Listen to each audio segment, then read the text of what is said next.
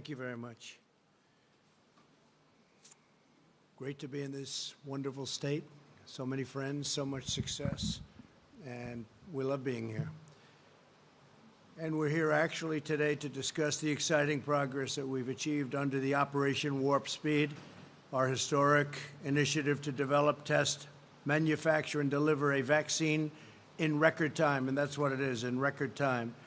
Likewise, therapeutically, we are very, very advanced. You're hearing about it, and you'll be hearing about it a lot more in the next 2 weeks. We will achieve a victory over the virus by unleashing America's scientific genius, which is what it is. I'm therefore proud to announce that this morning, the Moderna vaccine has officially entered phase 3 already, and that's phase 3 clinical trials, the final stage before approval. There's never been anything like this in terms of speed, nothing even close. A second vaccine is likely to enter phase 3 in a matter of days. Under Operation Warp Speed, we've shaved years off of the time that it takes to develop a vaccine, in some cases many years, and we've done it while maintaining the FDA gold standard for safety. This is the fastest a vaccine for a novel pathogen has ever gone. It's never gone like this. And if you look at where we are by phase 3, we can say ever gone by far. 4 additional promising candidates are expected to enter final trials in the coming weeks, including the Novavax vaccine being developed right here at this facility. It's an incredible facility. We're going to be making a tour in a little while, very complete tour with the folks that run it and the people that operate. We've just completed a tour of Fujifilm's innovation laboratories, and that's going to be done at much higher level in a few minutes after I'm finished, and I believe we'll take a few questions too, which we're carrying out a crucial biomanufacturing process needed to make the Novavax vaccine. This production is made possible by my administration's $1.6 billion award to Novavax as part of Operation Warp Speed. It lets us deliver the final product in a time that never has been achieved anywhere at any time for anything like this. These same manufacturing processes are being conducted on an even larger scale in College Station, Texas. Today, I'm proud to announce that HHS has just signed a $265 million contract with the Fujifilm Texas A&M Innovation Center, which is quite the place, to dramatically expand their vaccine manufacturing capacity.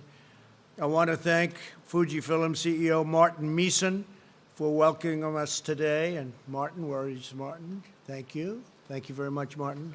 It's really wonderful to be with you under these circumstances in particular, with all the progress that's being made, as well as Novavax CEO Stanley Erck. Stanley, thank you very much. Thank you very much for being here. Thanks also to Secretary Alex Azar, who's with us. Senator Tom Tillis, thank you very much. Thank you, Tom. Stand up, Tom. Good job you've done. Thank you very much. You really have. Representatives Richard Hudson, David Rouser, Mark Walker, Dan Bishop, and Greg Murphy. Thank you. All friends, all warriors. Lieutenant Governor Dan Forrest, who I hear is doing a great job. Where's Dan? Stand up, Dan. Great job, Dan. Really good. North Carolina House Speaker Tim Moore. Thank you, Tim. Great job. And President Pro Tem of the North Carolina State Senate, Phil Berger. Thank you, Phil, very much. I appreciate it. Operation Warp Speed is funding a historic portfolio of highly promising vaccine candidates.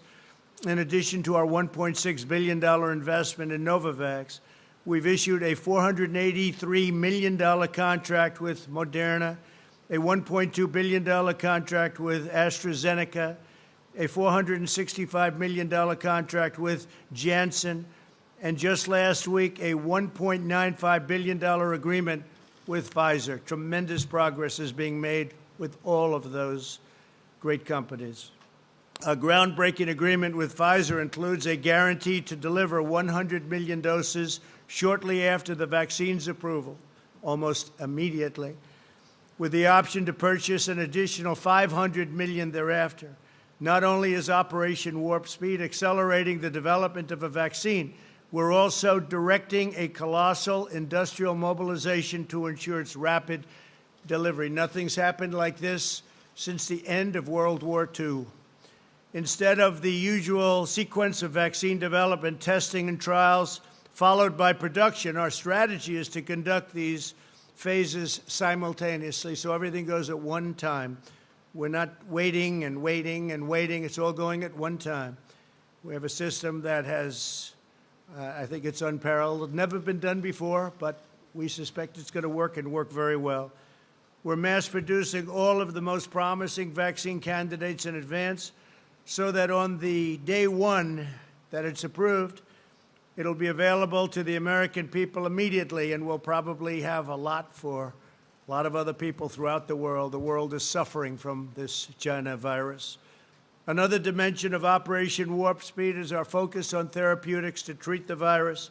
Over 140 clinical trials are underway, and a number of effective therapies have already been developed and widely delivered, including remdesivir, which is having a tremendous impact. You see that with mortality rates and other things statistically.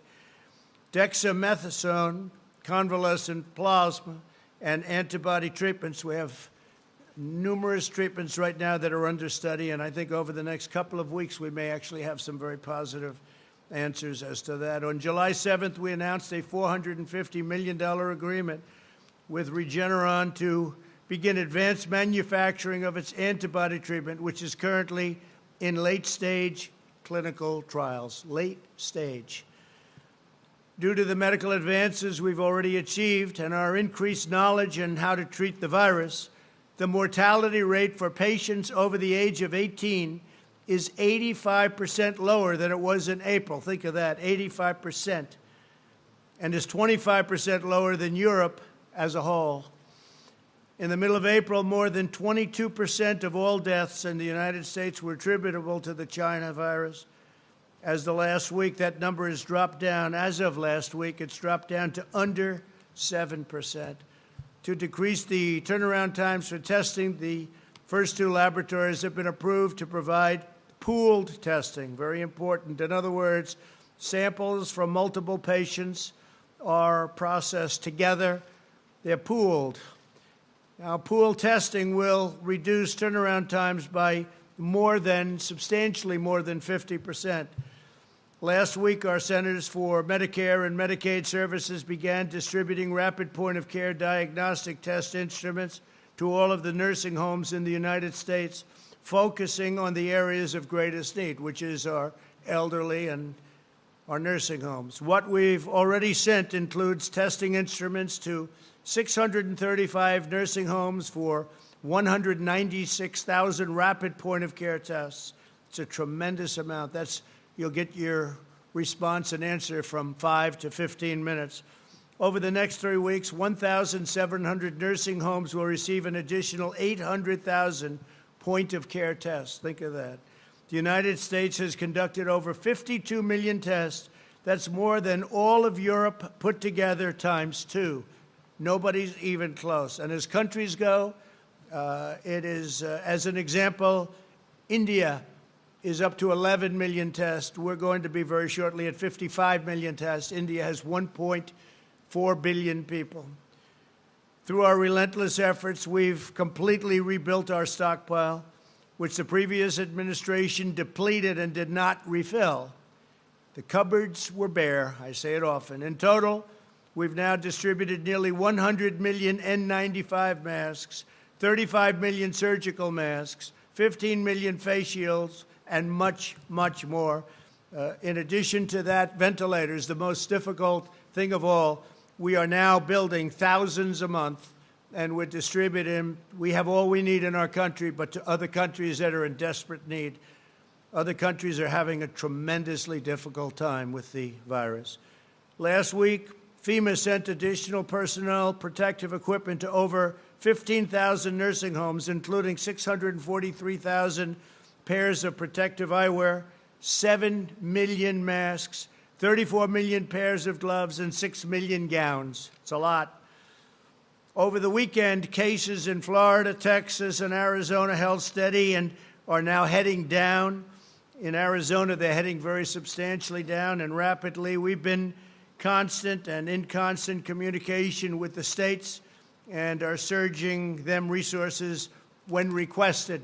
They largely had what they needed, but anything they need, we send them immediately. We are totally full. We have everything we need. We get it to the states immediately. We deal with the governors.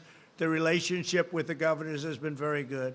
These states are not out of the woods, but rigorous compliance with guidelines should allow them to turn the corner and very, very quickly. We are working with every governor and health commissioner across the country to bring a complete individualized analysis to each state, as well as tailored recommendations. States are different. My administration is also closely monitoring the surging caseload in Latin America, which is now the region in the world with the most active reported infections by far.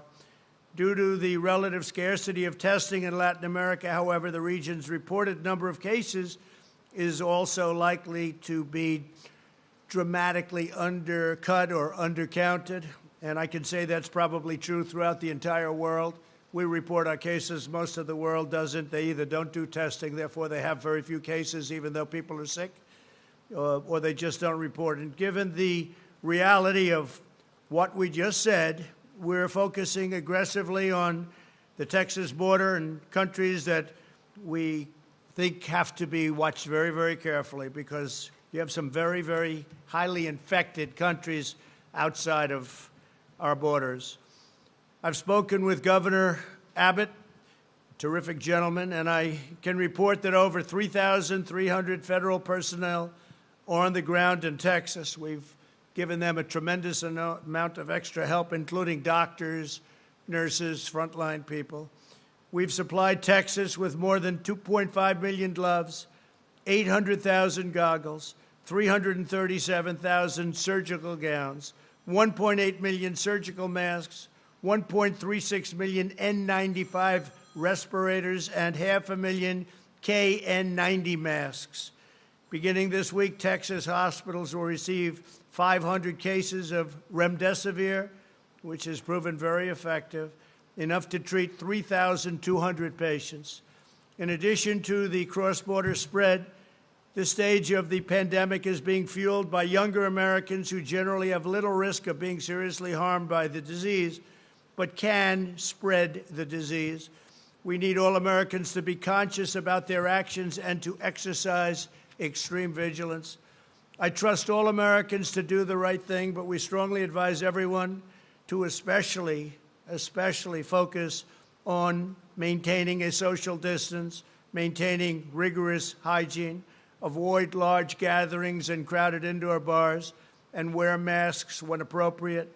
We also strongly urge citizens to take extra precautions to shield those at highest risk, which are, in most cases, in many cases, the elderly, especially the elderly with medical problems such as heart or diabetes.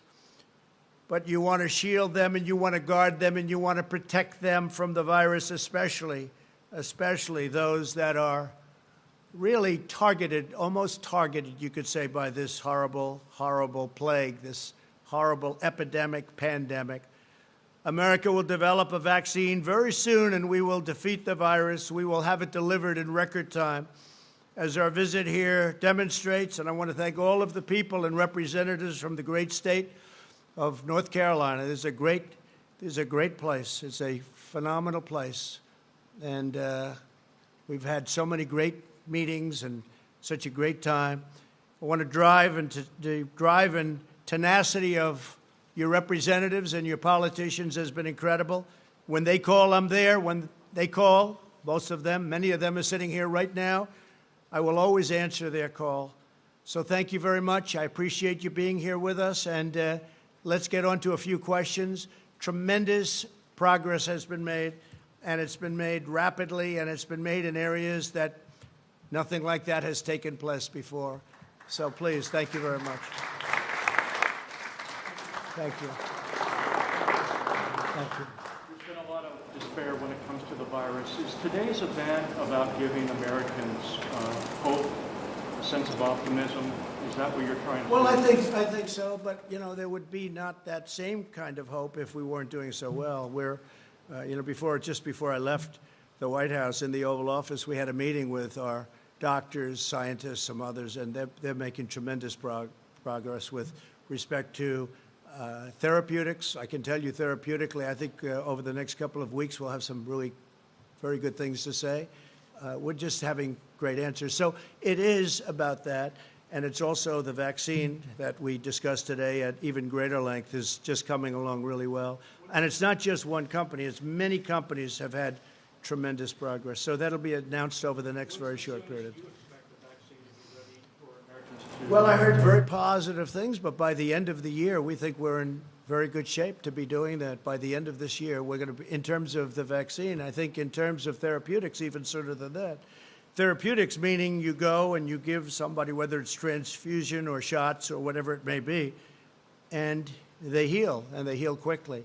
So we've had tremendous progress. We already have, if you look at remdesivir and you look at some of the other things, but we'll have some announcements on that over the next 2 weeks. Yeah, it is hope, but it's only hope because we've gotten such incredible results scientifically. One final question, sir.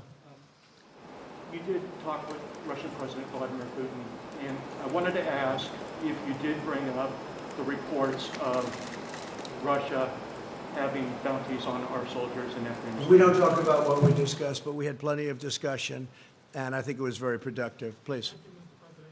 Larry Kudlow earlier today said that the V-shaped recovery is showing signs of moderating. Do you think, given what we're seeing with an increase in cases, that the recovery could be in jeopardy at all, the economic recovery? I don't think so. I think the recovery has been very strong. We've set record job numbers. We've set record numbers. Whether it's a pure V or a little bit less than that, I think it's going to be very good. If therapeutically we come up with some answers very quickly, which I think we will, then you're going to have a tremendous recovery. Likewise with the vaccines. If you do that by the end of the year, that's ahead of schedule, substantially ahead of schedule, and it's ahead of anything that's ever taken place in terms of vaccines before. So I think if those things happen, if just one of those events happen, you'll go right back into that V, and I think you're probably in the V anyway. I really do believe a lot of the governors should be opening up states that they're not opening, and we'll see what happens with them. But a lot will have to do with the fact that therapeutically, I think you're going to have some great answers. Vaccine-wise, likewise. Yeah, please go ahead in the back. Zachary Yates from the Raleigh News and Observer. Now that you've canceled the Jacksonville portion of the RNC, do you think Governor Cooper made the right choice in limiting attendance in Charlotte?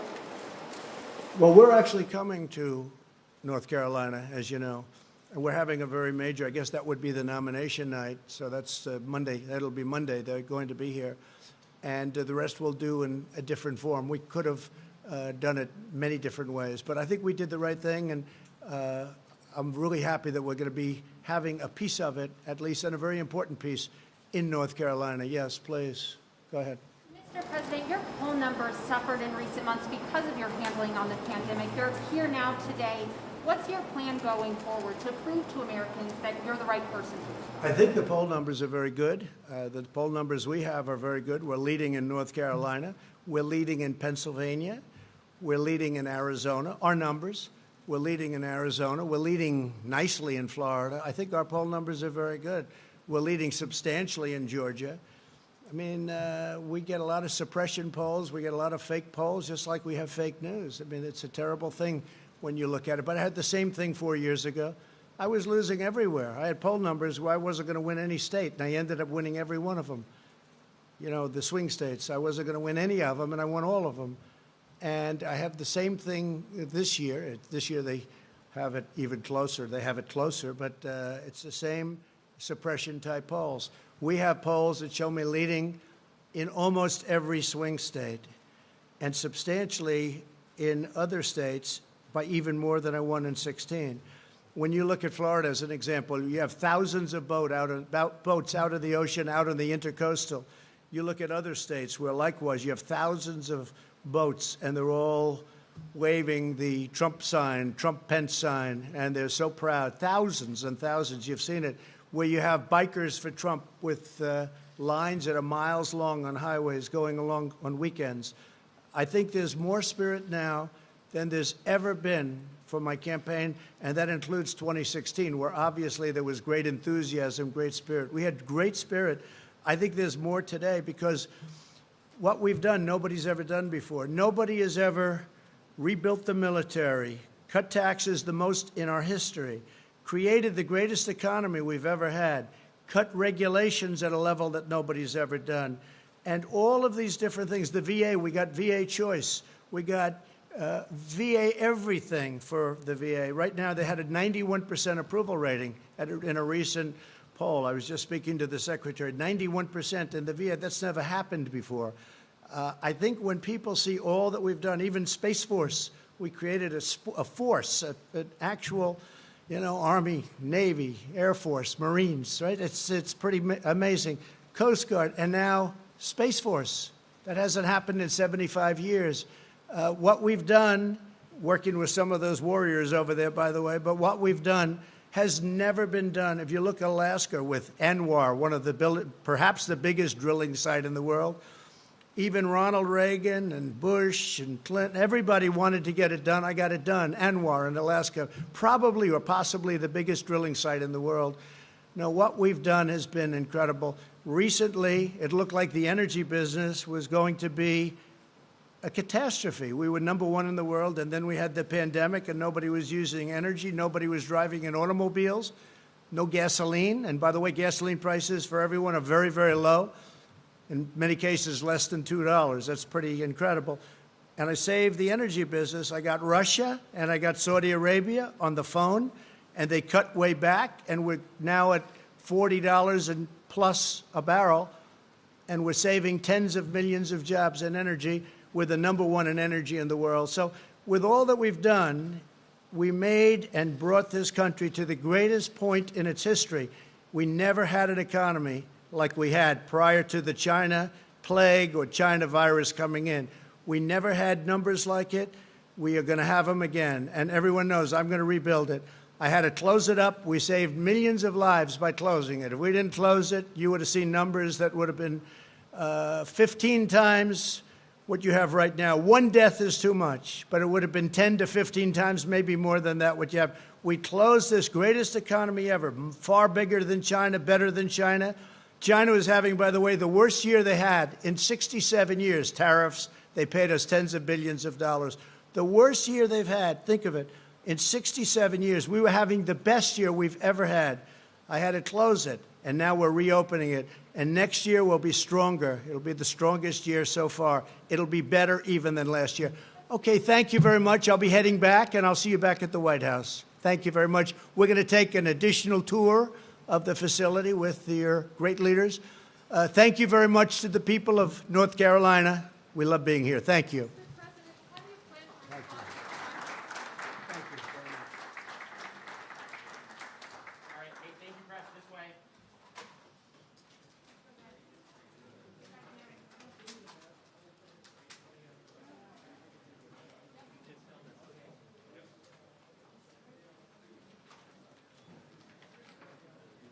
Gentlemen, please welcome the President of the United States, Donald J. Trump.